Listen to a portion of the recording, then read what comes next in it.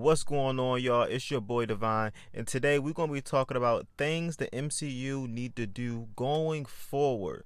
Look, after Endgame, we can all say it hasn't been the best ride for the MCU. It has its ups, some amazing movies and shows, and Lord knows it has its downs with some bad movies and shows. So we're going to be talking about some things that they can do going forward to the future that can help prevent a lot of the mistakes that the MCU made in Phase 4 and 5 so they can have a better outcome for the future. Alright, we're going to talk about organization. We're going to talk about story. We're going to talk about consistency with the tones. Let's get to it. Enough yipping.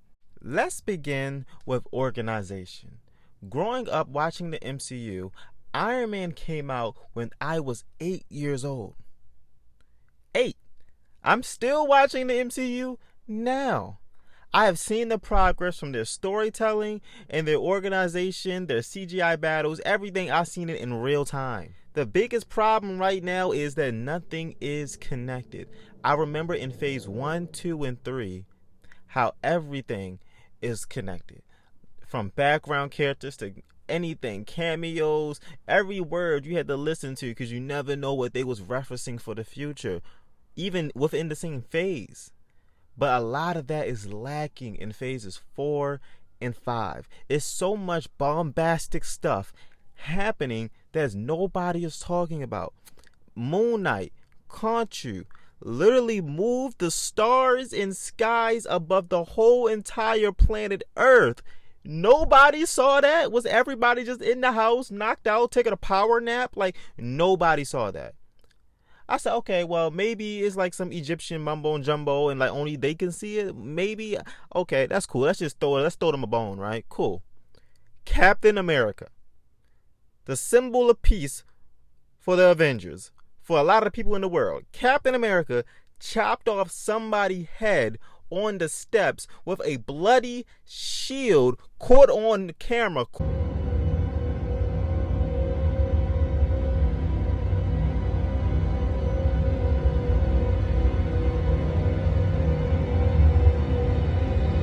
They got your ass on camera. Niggas ain't got me on no fucking camera. This is the clearest video I've ever seen. This is the most HD shit ever.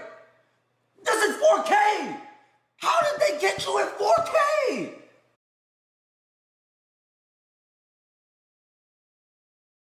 And nobody else referenced that in the whole entire MCU. Nobody else referenced that. She-Hulk exists.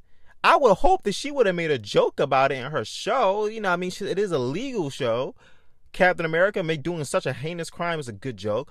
But no, she ain't referenced it. Wait, hold on. She-Hulk literally exists. A Hulk.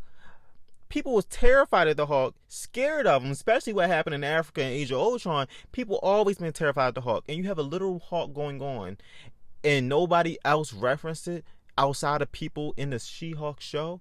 I appreciate them referencing things in their own show and showing people reactions within their own movies. But the thing that made the MCU cool, you would hear about things that had happened from other characters' perspectives within other movies. We need that again.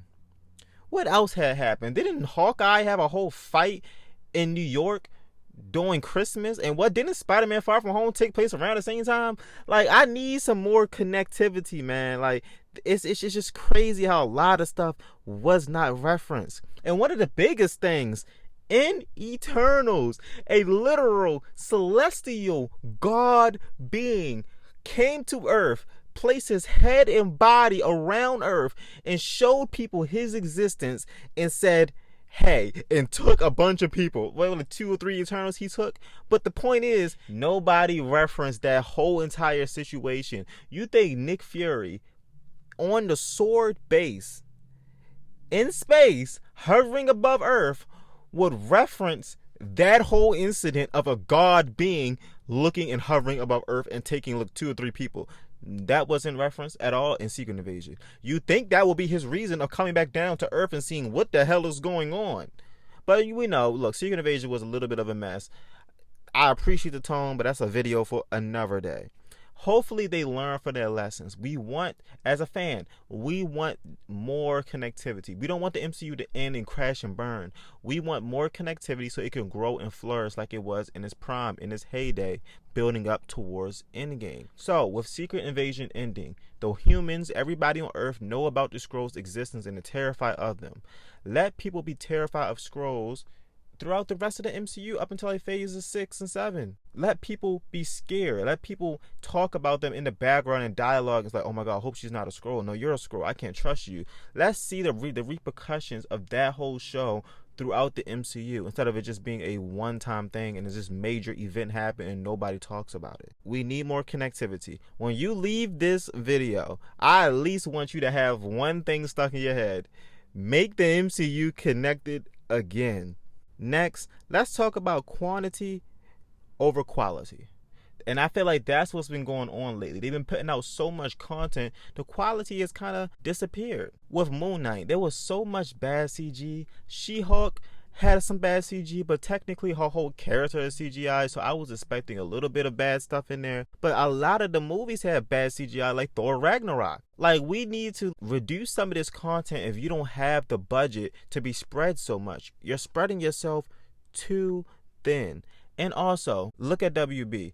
They made an executive decision. Finally, a good decision after terrible thousands. They canceled Batgirl. They said, look, this looks like it's going to be terrible. It's going to be bad for the Batman brand. Let's not let this movie see the light of day.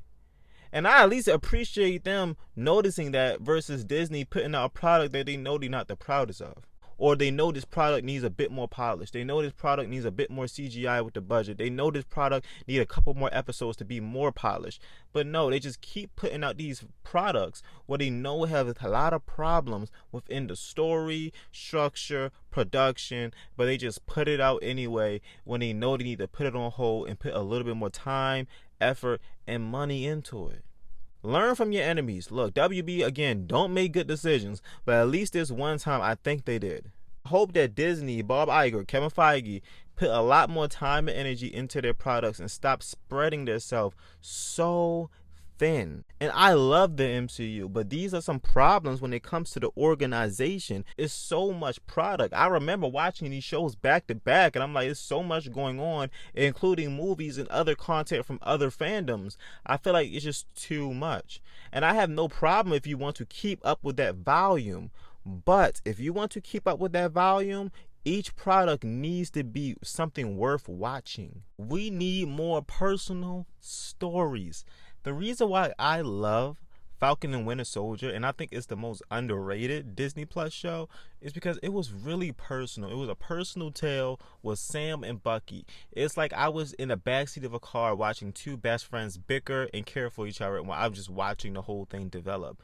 It was perfect. It had great dialogue, great character development. It brought in existing characters that already existed in the franchise and made sense to come into the show, like the Wakandans. Everything was perfect and lined up great with that show when it comes to character development and when it comes to storylines and personal stories. And I think that's what a lot of the big MCU production shows is missing, that personal touch that makes you personally connect to these shows and to these characters and to these movies. For an example, Guardians 3. I love Guardians 3. I love it more than Thor Ragnarok. Both was trying to tell personal stories, but one was more successful in it. It wasn't just, okay, the Guardians are going to fight the High Evolutionary. The High Evolutionary is doing bad things, so the Guardians of the Galaxy will fight an evil bad guy who's doing bad stuff. No. James Gunn said, how can I take that basic storyline and make it more involved with the characters? Okay, let's take Rocket and make him be the heartstrings throughout the whole movie, pulling on the viewer's heart throughout this movie from start to finish.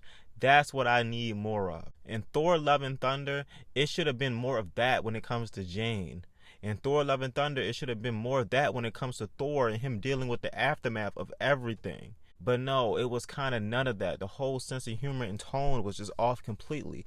And we will touch more upon tone in a few. But what I mean is just more personal stories can help the MCU develop, especially when you're introducing new characters. When you're introducing new characters, that should be the purpose of the character's movie, is to be a personal love letter to the character. For an example, Moon Knight. I really enjoyed that show. But one of the problems I had was I really thought that the kaiju fight at the end of the show was very unnecessary looking back at it. I feel like that's something that should be saved for like Moon Knight season 3 or 4, like a giant kaiju fight between Egyptian gods. Why was that in season 1? I would have rather just had a fight scene with Moon Knight fighting monsters than just the whole kaiju fight thing. So like, I'm just saying, we need more personal storytelling instead of these just bombastic fight scenes that kind of add up to nothing when it comes to looking back at these properties and coming back to looking back at these shows. When it comes to looking back at these movies, when I look back at Guardians 3, I am more impacted by Rocket than the scene of them fighting the High Evolutionary. When I look back at Falcon and Winter Solider, I'm thinking about Isaiah Bradley. I'm not thinking about the fight scene with the Flag Smashers. And that's a wrap, y'all. Hope y'all enjoyed the video. And guess what?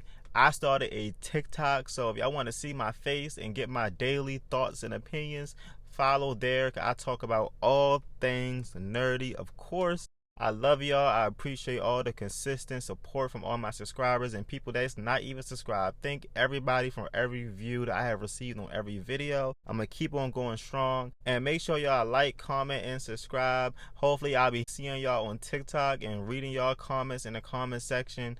I will catch y'all on the flip side.